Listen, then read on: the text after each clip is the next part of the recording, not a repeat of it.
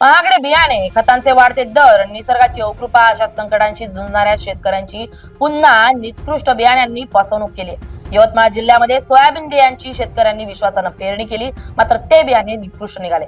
पेरलेले बियाणे उगवलेच नसल्यानं शेकडो हेक्टरवरील सोयाबीन उत्पादकांवर दुबार पेरणीचं संकट ओढवलंय. नमस्कार, मी स्नेहल चौधरी. आपण पाहताय LS मराठी.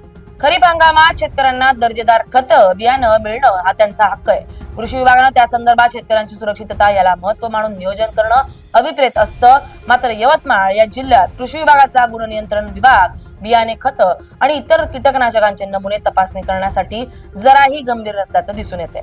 यवतमाळच्या बाबुळगाव तालुक्यातील मिटनापूर येथील शेतकरी रणजित दांडगे यांनी आपल्या शेतात सोयाबीनची लागवड केली होती. मात्र त्यांनी लागवड केलेल्या 11 एकर शेत जमिनीवरील सोयाबीन उगवलं नाही. त्यामुळे त्यांना शेतात पुन्हा नांगर फिरवून दुबार पेरणी करावी लागते. याबाबत त्यांनी कृषी विभागाकडे तक्रार केली आहे. दांडगे यांच्याप्रमाणे अनेक शेतकऱ्यांच्या अशा प्रकारे तक्रारी असून त्यांच्या माथी कृषी केंद्र मधून बोगस बियाणं मारलं गेलं असावं अशी शक्यता आहे. समस्या आहे, यावर्षी सोयाबीन सुद्धा बऱ्याच लोकांचं निघालेलं नाही आहे. त्यात प्रामुख्याने हुतुतू आणि बुस्टर, महादेव या कंपन्यांचे सोयाबीन निघाले नाही अशी बऱ्याच शेतकऱ्यांची तक्रार आहे. आमच्या बाजूलाच एका शेतकऱ्याचं 6 एकर सोयाबीन निघालेलं नाही आहे हुतुतूचं.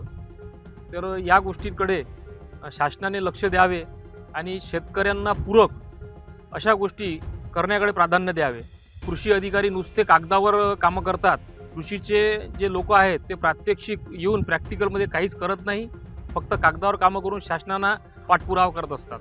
मी माझी डबल पेरण्याचे कारण की मी हुतुतू पेरली होती आणि मला खूप याच्यात आलेले आहे गाठ्यात, म्हणून मी डबल पेरणी करत आहे. तुम्ही किती एकर पेरलं? मी 14 एकर पेरलं.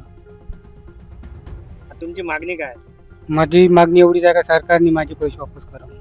हा मुद्दा विधिमंडळाच्या पावसाळी अधिवेशनात जोरदारपणे उपस्थित करण्यात आलाय. मूर्तिजापूरचे आमदार हरीश पिंपळे यांनी शेतकऱ्यांच्या नुकसानीचा प्रश्न सभागृहात मांडत दोषी बियाणं कंपन्यांवर तात्काळ कारवाई, विक्रीस बंदी आणि बाधित शेतकऱ्यांना नुकसान भरपाई देण्याची जोरदार मागणी केली आहे.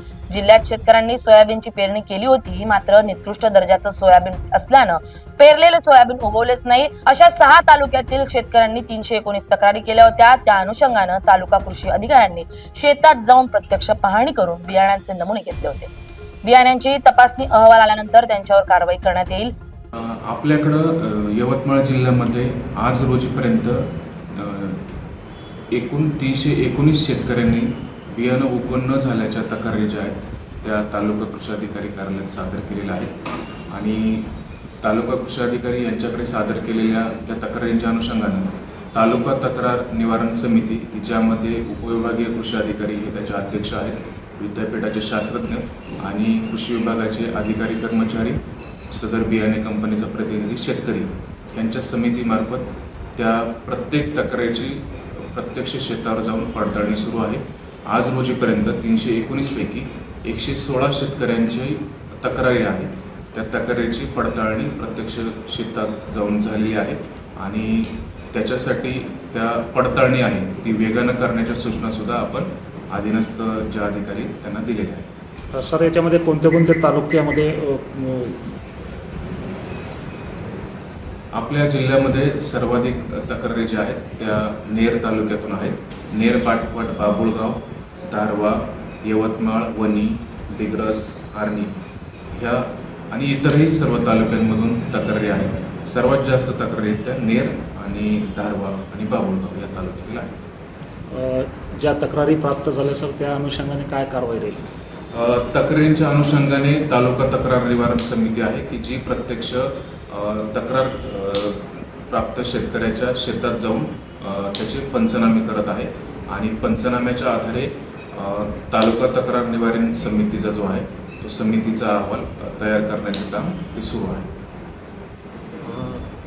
त्याच्यामध्ये तो उल्लेख करा सर, जी प्रोसेस आहे, जी नेक्स्ट प्रोसेस आहे ना, त्याच्यामध्ये त्यांना ते तुम्ही सुरुवातीला सांगितलं होतं मला.